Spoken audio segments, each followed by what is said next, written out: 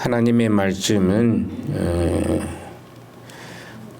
계시록 9절부터 12절까지 보겠습니다. 자꾸 제가 13절까지 이렇게 적어놨는데 잘못 적어가지고 한 번 적어가지고 안 지우니까 이렇게 됐습니다. 12절까지 한번 보도록 하겠습니다. 9절로 12절만 보도록 하겠습니다.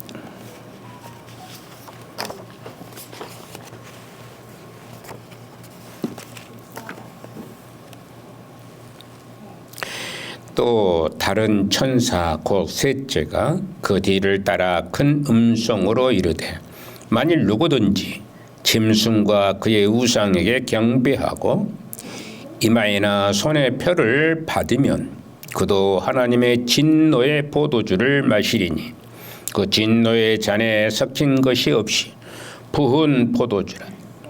거룩한 천사들 앞과 어린 양 앞에서 불과 유황으로 고난을 받으리니 그 고난의 연기가 세세토록 올라가리로다. 짐승과 그의 우상에게 경배하고 그의 이름표를 받는 자는 누구든지 밤낮 쉼을 얻지 못하리라 하더라. 성도들의 인내가 여기 있나니 그들은 하나님의 계명과 예수에 대한 믿음을 지키는 자니라. 아멘.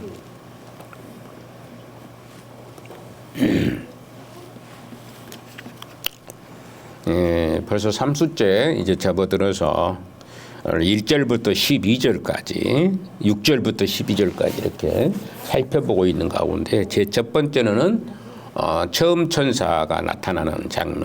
그래서 땅에 가는 모든 사람들로 다 듣게 큰 소리로 외치고 있는 모습을 볼 수가 있습니다. 둘째 천사는 바벨론의 제약의 음행에 대해서 고발하고 있고, 이제 마지막 이제 오늘 세 번째 천사가 우상 숭배자의 죄가 어떤 상황인지를 밝히고 있는 부분입니다. 우상 숭배자의 죄가 어떤 상황일까? 이 말씀이 대단히 중요합니다. 그래서 한번 우리가 같이 한번 읽어보도록 하겠습니다. 길지만 다시 한번 읽어보도록 합니다. 또 다른 천사 곧 셋째가 그 뒤를 따라 큰 음성으로 이르되 만일 누구든 짐승과 그의 우상에 경배하고 이마에나 손에 표를 받으면 그도 하나님의 진노의 포도주를 마시리니 그 진노의 잔에 섞인 것이 없이 부은 포도주라. 거룩한 천사들 앞과 어린 양 앞에서 불과 유황으로 고난을 받으리니 그 고난의 연기가 세세토록 올라가리로다. 짐승과 그의 우상에게 경배하고 그의 이름표를 받는 자는 누구든지 밤낮 쉼을 얻지 못하리라. 성도들의 인내가 여기 있나니 그들은 하나님의 계명과 예수에 대한 믿음을 지키는 자니라. 아멘. 사람들은 이 땅에서 살면서 수많은 얘기를 듣고 사는 것을 볼 수가 있습니다.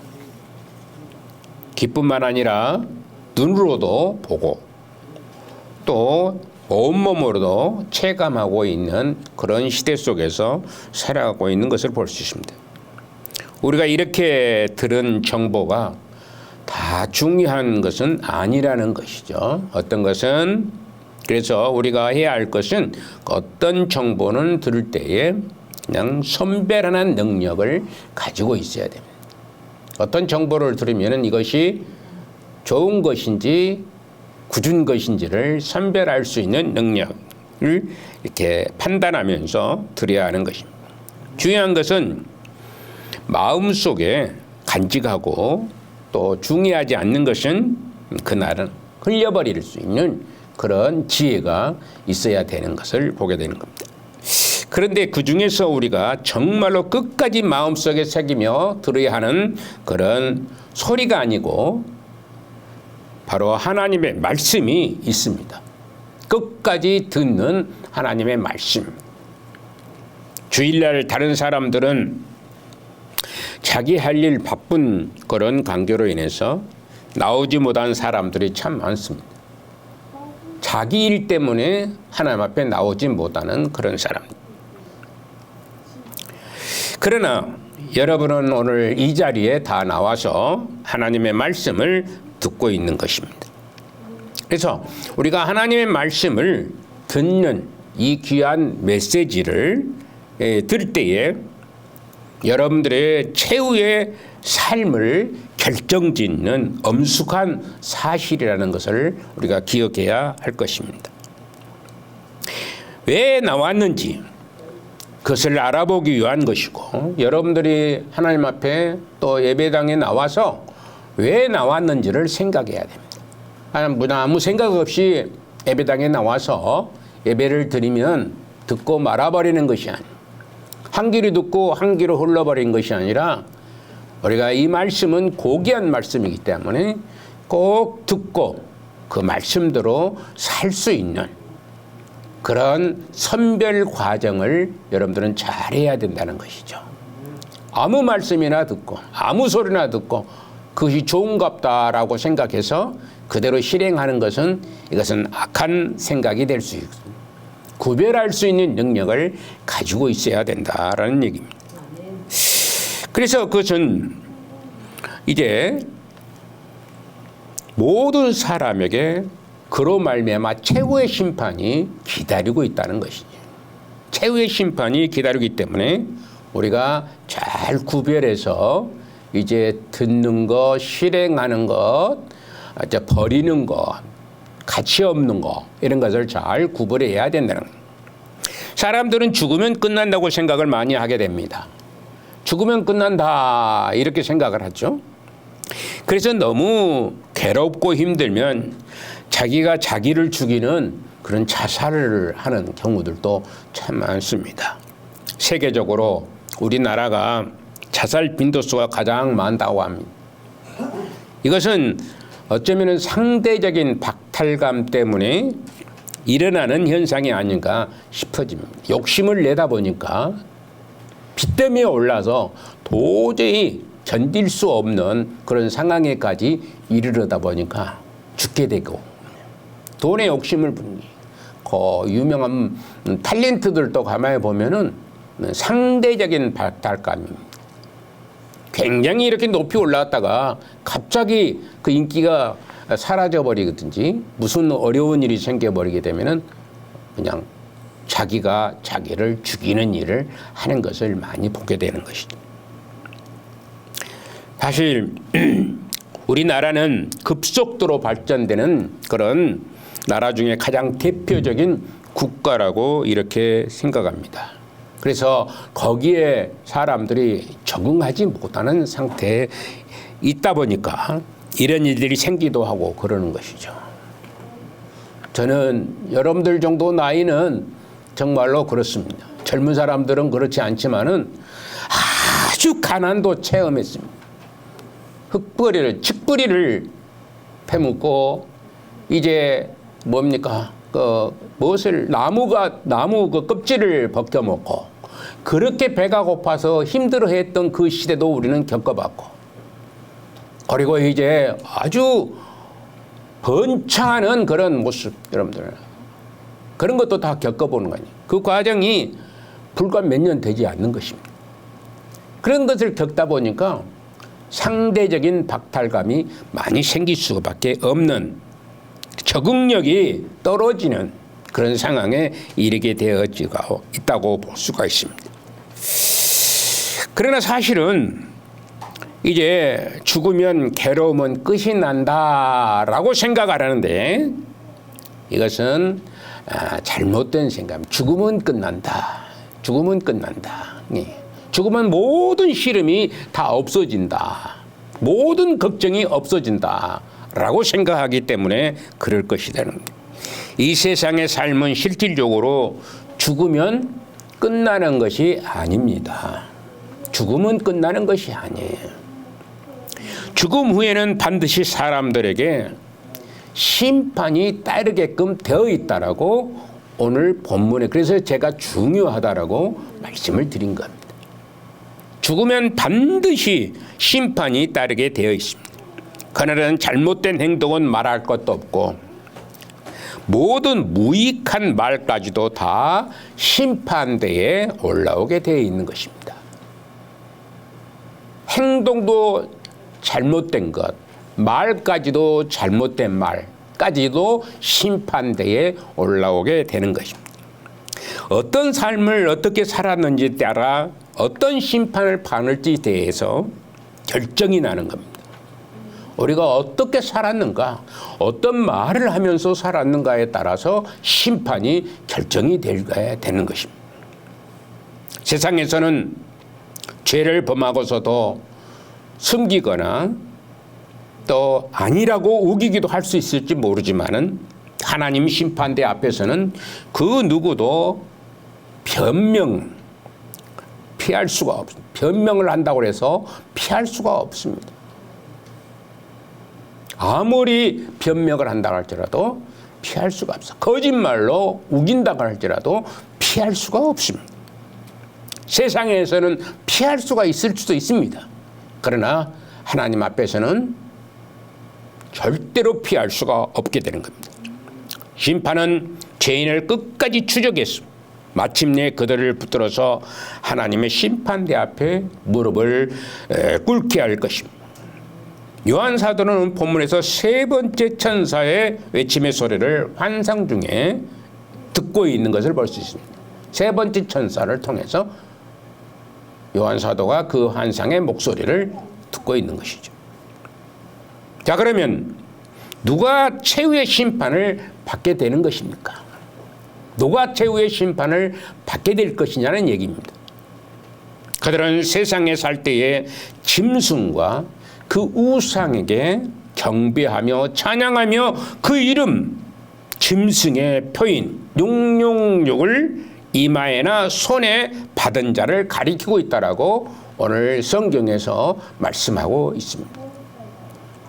손목에나 이마에다가 이제 짐승의 표시를 하는 자들, 이런 자들이 이제 최후의 심판에 이제 받게 된다는 것을 얘기합니다. 만약에 계시록 13장에서만 딱 끝나버린다면은 얼마나 억울한 사람이 누구겠다. 13장에서만 딱 끝나면은 굉장히 억울하고 모든 것이 탈진해버릴 수밖에 없는 상황에 이르는 사람들이 누굴까? 그건 바로 저와 여러분들이 아닌가 생각을 합니다. 13장에서는 사단과 그를 따르는 짐승과 거짓 선지자들로 말미암아 많은 믿음의 사람들이 공고하고 피를 토하고 고통을 당했던 그것으로 끝나는 것이 바로 13장까지 얘기입니다. 그러나 14장에서부터는 그 역전의 모습을 얘기하고 있는 것을 말씀할 수가 있습니다. 그러므로 우리가 이 짐승의 유세로 성도들은 참으로 연약하고 비참하게 보일 수밖에 없을 뿐입니다. 그래서 성도들이 배교할 위험이 많게 될 것을 생각할 수가 있어요. 배교라는 거예요. 이런 고통을 어떻게 견딜 수 있을 것인가 라는 생각을 가져서 하나님을 떠나는 사람들이 많아요. 그 고통 때문에, 너무나 힘들기 때문에, 너무나 배고프기 때문에 그런 삶을 포기하고 그 사람을 이길 수가 없기 때문에 결국에는 배교할 수밖에 없는 그런 사람들도 나타날 수가 있게 되는 것입니다.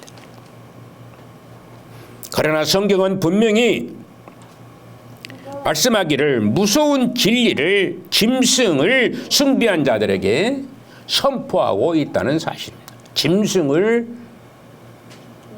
경배하는 자들에게 하나님께서는 심판을 하시겠다라고 말씀합니다. 그러므로 우리가 해야 할 일들은 믿지 않는 자들에게 회개하도록 기회를 제공하고, 우리가 해야 할 일은 그래서 믿지 않는 자들에게 회개할 기회를 제공할 수 있어야 됩니다. 여러분들이 해야 된다는 일은, 여러분들이 해야 될 목적, 여러분들을 하나님께서 부르신 목적, 여러분들을 구원시켜서 하나님의 백성 삼으신 목적이 무엇이냐? 믿지 않는 자들에게 이 구원을 선포해야 되는 것입니다. 회개할 기회를 주어야 되는 것입니다. 신앙 공동체 속에서 배교의 유익을 받는 자들을 향해서 경고하며 권면해야 하는 것입니다. 잘못된 것을 잘못됐다고 얘기해서 당신 그러면 하나님 앞에 심판을 받을 수밖에 없고 영원한 지옥의 권세에 빠질 수밖에 없고 멸망의 길로 갈 수밖에 없다라고 말을 해야 할 것입니다. 날로 극심해지는 박해 속에 신앙을 포기해버리고 그러고 싶은 유혹을 받는 자들에게 배교의 대가가 얼마나 무서운 것인지를 알려줌으로써 하나님을 믿지 않는 대가가 얼마나 무서운 것인지를 알려줘야 된다는 것입니다. 그러므로 말미암아 끝까지 신실한 자들로 남아있도록 권면을 해야 되는 겁니다. 우리 예수 그리스도를 영접하여 구원받은 백성으로 계속되어지는 삶을 살아야 될 것을 말씀하고 있는 것입니다. 이 유혹은 밖에만 있는 것이 아니고 새끼 양의 유혹에도 넘어가는 것입니다. 밖에만 있는 게 아니라 새끼 양이 누굴까요? 공부를 했으니까 들어서 새끼 양은 짐승입니다. 거짓 선지자입니다. 양처럼 보입니다. 아주 순진하게 보입니다. 근데 그 속에는 약탈자로 남아있다는 것입니다. 그래서 우리를 속이고 성도를 배교하게끔 뒤집어버리는 일을 하는 것, 거짓 선지자들 엄청나게 많이 있다는 사실입니다. 우리는 그런 만날 기회가 굉장히 많다는 것이죠. 그러나 우리는 그것을 구별할 수 있는 능력이 있어야 된다라는 말씀입니다. 웃는 얼굴로 나타나 또는 돈으로 또는 뭔가를 기부하고 또 잘 대해줌으로 기성교회를 무시하고 자기들에게만 구원이 있다라고 유혹을 하는데 이것이 넘어가지 않도록 우리는 말씀을 잘 깨달아야 하는 것이죠. 그래서 우리 안에 말씀이 살아있어야 됩니다. 우리 가슴 속에 하나님의 말씀이 있어야 되는 것입니다. 잊지 못하면 구별할 능력이 없게 되는 것입니다. 세상이 주는 쾌락과 음행을 잘 받아 마시면 그는 반드시 하나님께서 주시는 진노의 잔을 마시게 될 것입니다. 말씀합니다. 세상의 잔에 주는 잔은 얼마나 맛있고 달콤합니까? 제가 가끔 얘기를 하죠. 구원은 받고 싶은데 힘들어. 그런 사람들이 어디로 가느냐? 그러면 천주교로 갑니다. 구원은 받고 싶은데 예수님은 믿어야지 천국을 간다고 하니까 거기는 가요. 그런데 자기 마음대로 삽니다. 하고 싶은 대로 살아. 그 속에는 구원이 있지 않습니다. 오직 구원은 예수 그리스도밖에 없는데 다른 것으로도 구원을 받는다라고 얘기하는 것에는 구원이 있을 수가 없습니다. 세상에 주는 잔을 마시면 그래서 틀림이 없이 하나님의 진노의 잔도 더불어 마시게 될 것이라는 사실을 꼭 기억하시기를 바랍니다. 세상의 잔을 마시면 하나님의 진노의 잔도 마실 수밖에 없다는 것입니다. 이 두 잔은 절대로 분리할 수가 없습니다. 이 두 잔은 세상에 굴복하여 타협하게 될 변절자들이 받아 마실 진노의 잔입니다. 물론 이 세상에서도 하나님의 진노는 나타나고 있습니다. 불의로 모든 사람의 경건하지 못함과 불의에 대해서 눈 감고 있을 때에 하나님의 진노가 하늘부터 오고 있는 것입니다. 하나님께서 각 사람에게 그 행한 대로 지금도 여전히 부응을 하시고 있는 것은 사실입니다. 음란과 부정과 사욕과 각종 정욕과 탐심을 따라서 행하는 자들에게 하나님의 진노가 이 세상에서도 임하고 있는 것은 사실입니다. 잘못된 사람들 고통을 당하게 하는 일도 있습니다. 그러나 이 세상에 임하는 하나님의 진노는 최후의 심판의 차는 장과는 판이하게 다르다는 사실입니다. 지상에서는 아직도 하나님의 은혜가 남아있어요. 지상에 있는 동안에는 하나님의 은혜가 아직도 남아있다는 것입니다. 그래서 불의에 빠져있는 자들에게, 하나님을 영접하지 못하는 자들에게도 돌이킬 수 있는 기회가 제공이 됩니다. 그렇지만은 저 세상에서의 하나님의 진노는 하나님의 진노 외에는 아무것도 존재하지 않습니다. 기회가 사라져버린 것입니다. 영원토록 그 기회는 오지 않습니다. 즉 심판 그 자체뿐이라는 사실입니다. 심판을 받은 자들은 결국에 영원한 지옥의 권세에 빠질 수밖에 없다는 것을 우리는 말할 수 있는 믿음과 담대함을 여러분들이 가지고 있어야 된다는 것이죠. 여러분의 주변에 있는 사람들에게, 하나님을 알지 못하고 세상과 짝하여 사는 그런 사람들에게 이 심판에 대해서 꼭 얘기를 해야 되는 것입니다. 당신이 이렇게 살다가 죽게 되면 영원한 불못에 들어갈 수밖에 없다라고 말씀을 할 수 있는 능력이 여러분들에게 있어지기를 소망합니다. 지옥은 불과 유황으로 고통을 받는 것입니다. 사람들이 악을 행하면서 오로는 즐거워할 줄 모르지만 이제 그 죄악 때문에 고통을 당하게 될 것입니다. 악을 행하면서 얼마나 즐거워합니까? 잘못을 하면서도 행복해지는 것을 볼 수가 있습니다. 어떤 일을 해서 부정부패로 일을 해서 엄청난 돈을 가슴에다 안고 사는 사람들이 있습니다. 얼마나 행복하겠습니까? 그런데 목이 메말라 있는 사람들입니다. 참 기쁨이 없는 사람들입니다.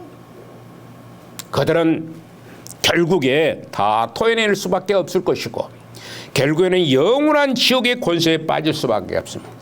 그렇기 때문에 아직 기회가 있을 그때에 회개하고 용서를 구하고 믿음의 백성으로 돌아올 수 있도록 우리가 해야 되는 것입니다. 이 고통은 하나님의 형상대로 지음을 받고도 사람답게 살지 않던 모든 인생을 향해서 하나님이 준비하신 심판인 거예요. 하나님의 형상대로 지음을 받았어요. 모두가 다 하나님의 형상대로 지음을 받았죠. 그런데 하나님의 형상대로 살지를 못합니다. 제가 수요일 밤에 공부를 하면서 하나님의 사람들은 선지자와 제사장과 왕직을 가지고 있다고 그렇게 얘기했습니다. 아담이 선지직과 제사직과 왕직을 가지고 있었습니다. 그런데 그게 타락함으로 말미암아 그것이 없어져 버린 겁니다. 그러나 회복한 뒤에는 다시 선지직, 예수님이 가지고 있으신 선지직과 제사장직과 왕직을 가지고 있으신 우리 예수님께서 그것을 다시 회복하게 되는 믿음의 사람들은 회복하게 되는 것입니다. 이 하나님의 형상대로 닮았기 때문에 그렇게 할 수밖에 없게끔 되어 있습니다. 그런데도 불구하고 입을 막고 있다면은 그런 참 선지자가 될 수가 없고 참 제사장이 될 수가 없고 참 왕이 될 수가 없습니다. 여러분들이 참 선지자입니까? 네. 참 제사장입니까? 네. 참 왕입니까? 아멘이 적은 거 보니까 아닌 것 같은데 처음에는 선지자는 아멘 얻으면은 나중에는 점점점 줄어들어. 아주 신차네. 아주 신차는 것 같아요. 그래서 여러분들은 당당하니 선지자요, 제사장이요, 왕이라는 그런 확신을 가지시고 당당하게 증거하고 기도하고 다스릴 수 있는 능력을 가지고 있어야 된다는 것이에요. 그게 바로 선지직과 제사장과 왕직인 겁니다. 이 지옥은 이런 고통을 받는 곳인데 사람들이 악을 행하면서 오늘도 오늘은 즐거워할지 모르면 내일은 이제 그 죄악 때문에 고통을 당하게 되고, 이 고통은 하나님의 형상대로 지음받았기, 사람답게 살지 못한 짐승처럼 살아가는 것입니다. 욕심만 내는 것입니다. 사람은, 우리 교회가 헌금을 연보라고 쓰는 것은 뭐라고 그랬다고요? 연보가 뭔 말이요? 나누고 베푸는 것입니다. 우리가 나누고 베풀어야 되는 것이. 근데 베풀지 않냐고 자기 배에다만 채운다는 것은, 이것은 결국에 짐승의 삶입니다. 짐승들은 절대 나누지 않습니다. 여러분들 개를 보시면 알 거예요. 고깃덩이 하나 던져놓으면은 개는 자기 새끼도 물어버리는 것이 개입니다. 짐승들입니다. 그러나 사람은, 여러분들 그렇습니까? 여러분들 어디요? 고기 나오면은 어찌요? 저는 솔직히 말해 미안한데, 제가 갈치를, 물고기를 좋아해요. 근데 제가 물고기를 우리 인혁이 때문에 많이 못 먹습니다. 인혁이 주더라고요. 인혁이만 주지 저한테는 안 줘요. 속으로 그래도 우리 인혁이가 먹으니까 내가 먹는 것 같구나, 이런 생각이 들어져요. 사람이 그러잖아요. 부모가 자기 자손들에게, 자녀들에게는 양보의 능력이 있는 겁니다. 아무리 좋은 것도 자녀 먼저입니다. 그게 부모의 마음처럼 하나님을 믿는 사람은, 예수 그리스도를 영접하여 구원받은 백성들은 짐승이 아니라 하나님의 형상대로 살아가는 것입니다. 하나님께서 베풀고 나누고 증거하라고 말씀하고 있는 거죠.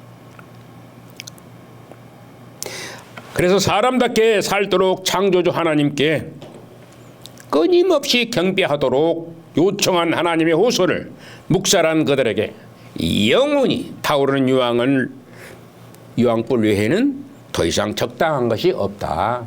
적당한 것이 없다는 것입니다. 이 사실이 너무나 끔찍하다고 여길 수밖에 없을지 모릅니다. 그러나 이런 사실이 복음에 합당의 삶을 살아야 할 이유이기도 하는 겁니다. 되는 대로 살다가 끝났다고 하면은 세상에서 바르게 살려고 하는 사람만큼 어리석은 자가 어디 있습니까? 바르게 살려고 하는 사람들이 얼마나 어리석습니까? 사도 바울도 그랬습니다. 사도 바울도 그렇게 얘기한 거예요. 어떤 사람은 하나님은 사랑이라고 했는데 왜 지옥을 만들었겠느냐고 항변을 합니다. 사랑이라고 했는데 왜 지옥을 만들어요? 전혀 지옥이 없다고 하는 것입니다. 그러나 하나님은 사랑의 하나님이시지만은 또한 하나님은 공의의 하나님이신 것입니다.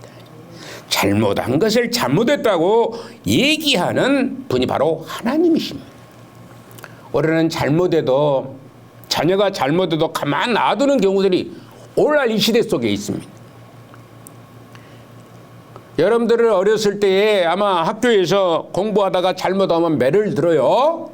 매를 맞습니다. 저 엄청 맞았습니다.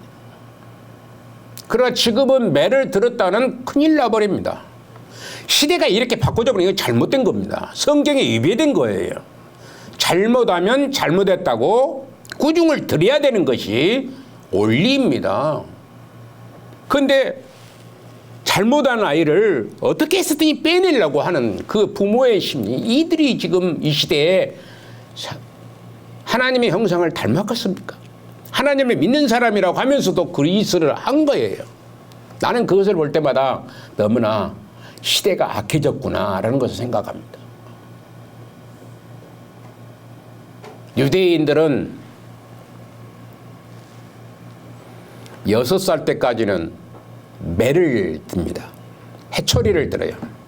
왜? 말해봤자 알아먹지는 못하니까. 해초리를 딱 들어서 때리는 거예요. 그러면 금방 알아들어요. 그런데 유대인들은 6살까지 성경을 통독합니다. 우리나라 사람들은 그거 적기 때문에 초등학교 학생들 중학교까지는 매를 드려야 될 줄 알아요.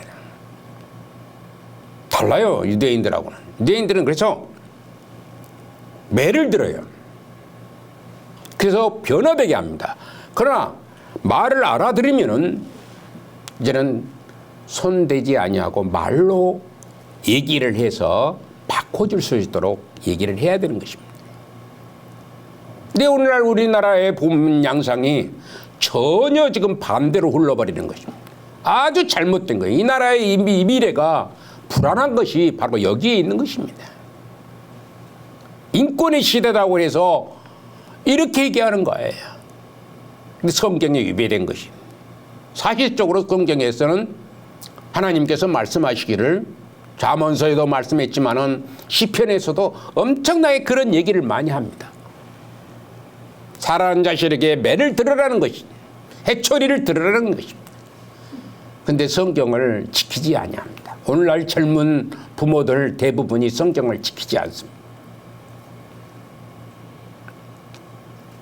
악인의 고통은 어린 양이신 우리 주 예수 그리스도를 소롱하는 데서 가중될 것입니다. 하나님을 우롱하며 성도를 알기를 우습게 알았던 사람들이 받을 영원한 심판을 얘기하고 있는 것입니다.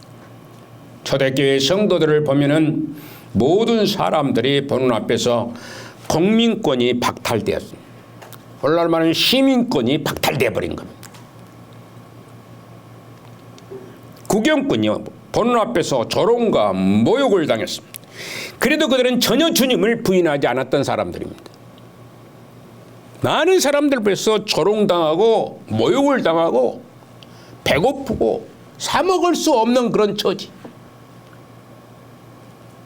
그렇지만 그들은 죽기까지 주님을 부인하지 않고 끝까지 버텼던 것을 볼 수가 있습니다.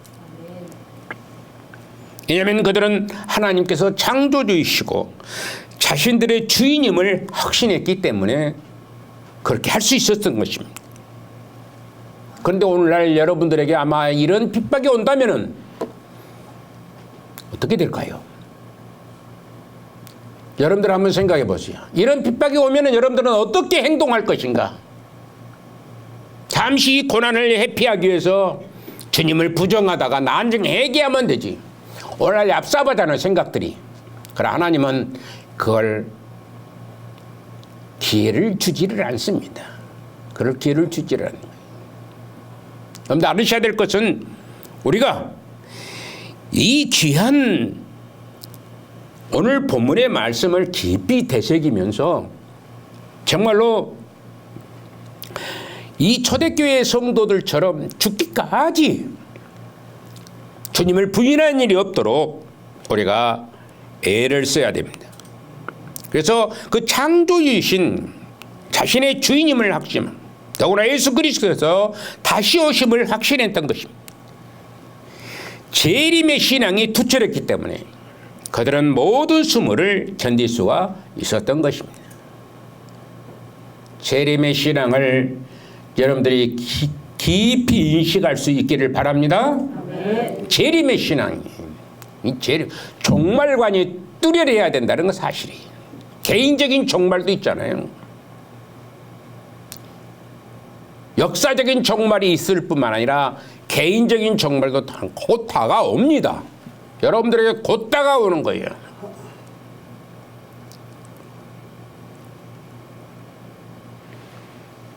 그러나 이제 상황이 뒤바뀌게 될 것입니다.